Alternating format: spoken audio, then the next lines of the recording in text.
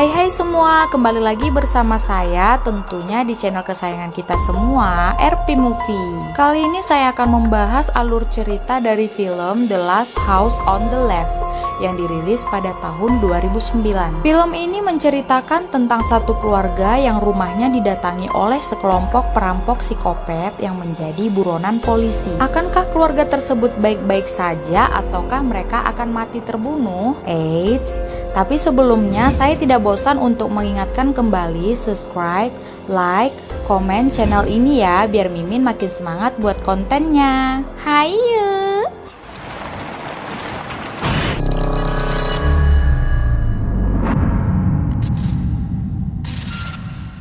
Di awal film terlihat 3 orang pria yang sedang berada di dalam mobil. Salah satu dari mereka adalah seorang penjahat yang akan dibawa menuju rumah tahanan. Di tengah perjalanan, penjahat tersebut meminta berhenti karena ia ingin buang air kecil.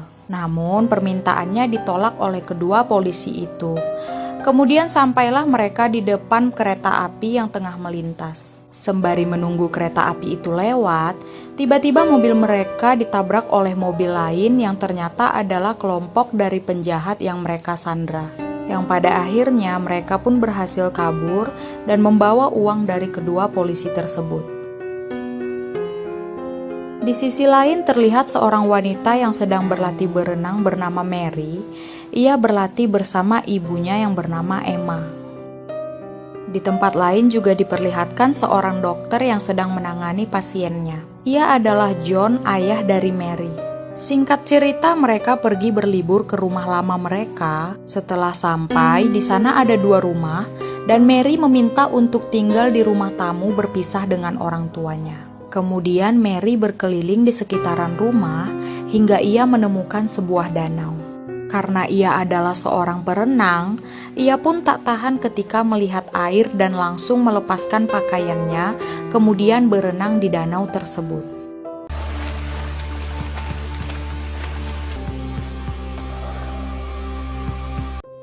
Setelah ia puas berenang, ia pun langsung mandi kemudian mendatangi orang tuanya. Terlihat ayahnya yang sedang merapikan peralatan rumah dan ibunya yang sedang bersantai. Kesempatan tersebut digunakan Mary untuk meminta izin kepada orang tuanya agar ia diperbolehkan keluar bersama temannya bernama Paige. Tak lama ayahnya langsung memberikan kunci mobil kepada Mary, namun ibunya seperti tak setuju dan pada akhirnya Mary tetap diperbolehkan keluar. Paige dan Mary pun bertemu di sebuah toko tempat Paige bekerja. Mereka mengobrol seputar band adik ibu Mary yang sudah mati dan juga obat-obatan terlarang. Ternyata tak jauh dari tempat mereka mengobrol ada seseorang yang dari tadi sudah mendengar percakapan mereka. Remaja itu bernama Justin, ia juga sedang berbelanja di tempat tersebut. Kemudian mereka saling berkenalan dan Justin langsung memberitahu Paige bahwa ia mempunyai barang yang sangat bagus yaitu obat terlarang. Mereka bertiga langsung menuju ke tempat penginapan Justin. Sesampainya di sana, Paige dan Justin masuk berdua ke dalam hotel. Sementara Mary hanya menunggu di dalam mobil. Saat sedang menunggu, Mary dikejutkan dengan ketukan kaca mobil oleh seorang perempuan parubaya yang menanyakan kunci terjatuh. Karena Mary sudah terlanjur turun dari mobil, ia pun memutuskan untuk menyusul Justin dan Paige saja. Ketika ia masuk, ia melihat Paige dan Justin di atas ranjang sedang mengisap barang haram yang dimaksud Justin sebelumnya. Ia pun ditawari dan akhirnya ikut mencoba barang haram tersebut. Mereka bertiga pun menghabiskan waktu bersama dengan bercerita tentang keluarga Justin dan Mary. Mereka juga mencoba mendandani Justin. Pada saat sedang asik, tiba-tiba ayah, paman, dan bibi Justin masuk ke dalam kamar tersebut yang ternyata mereka adalah sekelompok penjahat yang berhasil kabur di awal scene tadi. Suasana pun berubah menjadi tegang karena Francis, pamannya Justin, menodongkan senjata ke arah Paige yang sedari tadi tidak bisa tenang. Paige dan Mary memohon agar mereka dibebaskan, namun permintaannya tidak diterima oleh psikopat jahat tersebut. Paige yang semakin ketakutan pun melakukan perlawanan dan lari ke dalam toilet. Di sana ia mencoba meminta tolong kepada polisi yang kebetulan lewat di luar hotel, namun sayangnya Francis sudah lebih awal mendobrak masuk dan Paige pun dibuat pingsan olehnya. Kemudian mereka semua meninggalkan hotel tersebut menggunakan mobil Mary yang ternyata mereka menuju arah rumah milik orang tua Mary.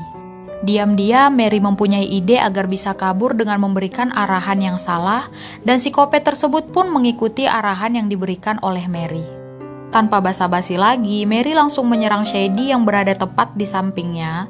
Seketika keadaan di dalam mobil berubah menjadi kacau. Mary terus berusaha membuka pintu mobil dan kabur dari sana, sedangkan Paige menahan Francis agar tidak bisa menyerang Mary. Karena keadaan semakin kacau, membuat ayah Justin tidak fokus dan kehilangan kendali yang menyebabkan mobil tersebut menabrak pohon.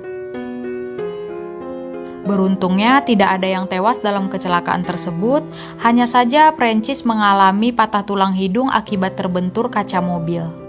Paige adalah orang pertama yang menyelamatkan diri, namun sayangnya ia langsung dipukul oleh ayah Justin hingga tersungkur. Begitu juga dengan Francis yang menyalahkan Mary langsung menendang perutnya sampai ia tak berdaya. Semua orang menyalahkan Mary dan terus menyerangnya, namun Paige tak tinggal diam, ia langsung menyerang Sadie yang menyiksa Mary. Setelah itu Paige pun kabur dan dikejar oleh Francis dan Sadie. Mary yang berusaha menyusul Paige pun malah tertangkap oleh Crook. Aksi kejar-kejaran terus berlangsung sampai akhirnya Paige pun tertangkap dan dibawa kembali ke tempat awal mereka kecelakaan. Sesampainya di sana, Crook menyuruh Justin untuk melecehkan Mary namun ia tak mau melakukannya. Sehingga ia terus dipaksa oleh Crook, Francis, dan Sadie. Ketika sibuk dengan Mary, Paige mencoba mengalihkan perhatian yang menyebabkan dirinya langsung ditusuk oleh Crook. Mary yang melihat hal tersebut langsung menghampiri Paige yang sudah tak berdaya. Saat itu Crook menyuruh Mary untuk mengikuti perintahnya, namun Mary membangkang dan membuat Crook marah, kemudian memperkosa Mary di hadapan Justin dan yang lainnya. Setelah menuntaskan birahinya, Crook mencoba bersikap lunak kepada Mary, tapi Mary yang sudah bersiap untuk kabur langsung memukul wajah Crook dan berlari menuju danau. Mary terus berenang walau dihujani dengan tembakan yang akhirnya mengenai dirinya dan membuat ia sekarat di tengah danau. Tak lama hujan pun turun yang membuat kelompok psikopat tersebut pergi meninggalkan Mary yang sekarat. Setelah meninggalkan tempat tersebut, mereka mencoba mencari tempat di sekitaran yang ternyata rumah orang tua Mary yang sedang akan dinner romantis. Francis yang sedang cedera di hidungnya langsung mendapatkan pertolongan dari ayah Mary karena ia merupakan seorang dokter. Tiba-tiba listrik di rumah tersebut mati akibat tersambar petir, kemudian ayah Mary pun mencoba keluar untuk menyalakan generator. Sementara Emma, yaitu ibu Mary, tetap berada di dalam ruangan tersebut. Mereka pun sedikit berbincang-bincang hingga Crook mengarang cerita mengapa mereka bisa berada dari tempat yang jauh dari kota. Tak berselang lama, listrik kembali menyala disusul dengan kembalinya ayah Mary. Ia pun melanjutkan pengobatan kepada Francis. Singkat cerita, mereka semua berkumpul di ruang keluarga. Emma dan John menawarkan agar mereka menginap saja. Para psikopat tersebut pun tidak menolak. Di tengah obrolan, Justin meminta izin ke toilet, yang tanpa sengaja ia melihat foto Mary di pintu kulkas. Emma yang tiba-tiba berada di sana langsung memberitahu Justin bahwa Mary adalah anaknya. Justin pun sangat terkejut dan begitu ketakutan. Setelahnya, Emma mengantarkan kelompok psikopat itu ke rumah tamu dan kembali ke rumahnya. Namun siapa sangka ternyata Mary masih hidup dan ia berusaha untuk terus berjalan menuju rumahnya. Ketika rumah akan dikunci, tiba-tiba terdengar suara dari luar yang berasal dari kursi yang sengaja digoyangkan oleh Mary ke tembok rumahnya. Betapa terkejutnya Emma dan John melihat keadaan putri mereka yang terluka sangat parah. Emma dan John langsung membawa Mary ke dalam rumah dan langsung mengobati putrinya itu. Saat sedang mengobati Mary, mereka menemukan fakta bahwa anaknya telah diperkosa dan pelakunya adalah kelompok psikopat yang sudah mereka tolong. Betapa terpukulnya mereka mengetahui kenyataan tersebut. Kemudian di tengah derasnya hujan, John berusaha mencari kunci kapal agar mereka bisa membawa Mary ke rumah sakit. Tiba-tiba Francis datang yang membuat Emma terkejut. Ia pun langsung mengalihkan perhatian Francis agar tidak mengetahui kebenaran tentang Mary. Setelah mengulur waktu, Emma menyuruh Francis untuk ke ruang keluarga dan ia langsung menyerang Francis saat itu juga yang dibantu oleh John. Francis pun tewas. Selanjutnya, John dan Emma pergi ke rumah tamu karena mereka akan menyerang Crook dan Shady yang tengah tertidur pulas.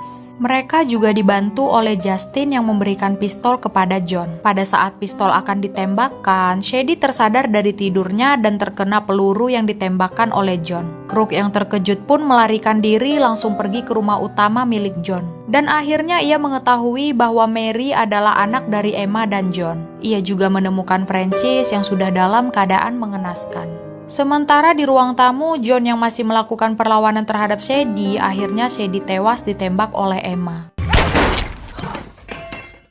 Setelah Shady tewas, John kembali ke rumah utama untuk menghabisi Crook. Sementara Emma masih berada di rumah tamu mencari kunci kapal boat. Situasi semakin mencekam, John dan Crook saling menyerang sampai akhirnya John akan menyerah dan hampir terbunuh. Tiba-tiba Justin datang menyelamatkannya. Justin terlibat cekcok dengan ayahnya sampai ia tega menusuk anaknya sendiri. Beruntungnya Justin selamat karena Emma langsung menyerang Crook dengan gas pemadam api dan terus menyerang psikopat tersebut secara bergantian dengan John yang bangkit lagi. Hingga pada akhirnya Crook terjatuh dan tak sadarkan diri. Scene akhir diperlihatkan keadaan rumah yang berantakan dan banyak mayat di mana-mana. Keesokan harinya, John dan Emma meninggalkan tempat tersebut, membawa serta Justin dan Mary bersamanya menggunakan kapal boat. Kemudian terlihat kulit yang disayat menggunakan pisau dan ternyata itu adalah badan Crook yang sudah dibius oleh John karena ia ingin membalaskan perbuatan psikopat tersebut dengan menggunakan mesin oven untuk memanggang kepala psikopat tersebut hingga meledak dan hancur. Film pun selesai. Nah, pesan dari film ini adalah ngajarin kita buat jangan terlalu cepat percaya dengan orang baru, apalagi langsung mau diajak ke tempat penginapan dengan diiming-imingi barang haram ya kan? Ujung-ujungnya ya begini, diperkaos, abis itu dibunuh deh.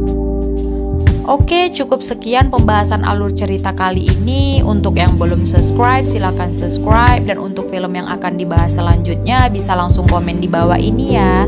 Thank you.